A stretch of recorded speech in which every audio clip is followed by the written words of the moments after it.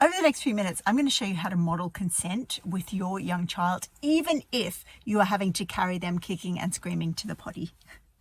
And welcome back to Sitting in a Car. I'm Sarah Sproul, sex educator and creator of Sitting in a Car. I sit in a car each week, helping you to raise a confident and caring young person who respects themselves and the people around them.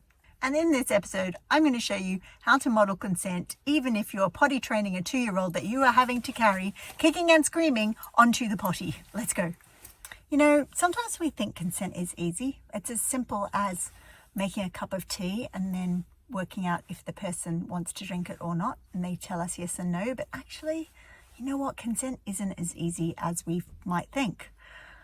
It's not about working out what we want and just saying that thing. Sometimes there are relationships or difficulties where we have a responsibility to other people and we can't do what the other person wants. For example, I might realize that I want to drive my car down the road to the shop and I don't want to have to worry about which side of the road I drive on.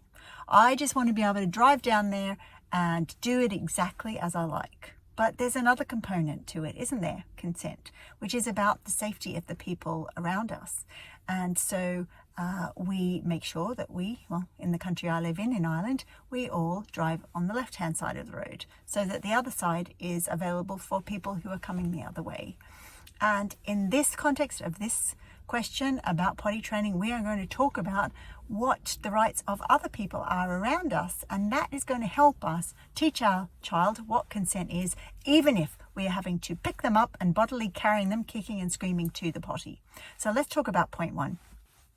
So point one, you can tell your 2-year-old that there are germs in poo and wee, and we need to keep the house safe for everyone. So germs in poo and wee have to go in the potty. And that's just the way it is. You have a job as the adult to make sure that everyone else in the house gets to walk around without stepping or touching or smelling wee and poo. And that's just pretty simple. Point two, when everyone is calm, i.e. when your toddler, 2-year-old, is calm, you can talk to them about this situation that you have. You can be saying like, we need to make sure the poo and wee go in the potty. So can you give me some ideas? So you're negotiating with them now. You're giving them a chance to tell you about what might work for them. Can you give me some ideas of how we can make it easy peasy for you to put your wee and poo in the potty, and see what they say? Because 2-year-olds, they want to be helpful. They like doing things. I remember one of my 2-year-olds standing up at the sink on the seat trying to wash the dishes. Now, was it helpful? Not really. No, I did a lot of clean up after that, but they wanted to be engaged and focused and involved in what was going on in the kitchen at that time. And this potty training part, if we can find a way to get them involved, it's going to make a big difference. I'm just thinking, one of the other tricks is to make sure they're warned that it's soon going to be potty time. 10 minutes until potty time, 8 minutes until potty time, 6 minutes until potty time, and do the big countdown. And I know it's a pain in the neck, right? But it gives them a chance to be ready when it's time to go. And shaping your request in the way that the other person can hear is part of consent too, right? Essentially, you're saying, I have a need for you to go to the potty. I'm going to say that to you and do my utmost to make it easier for you to meet that need.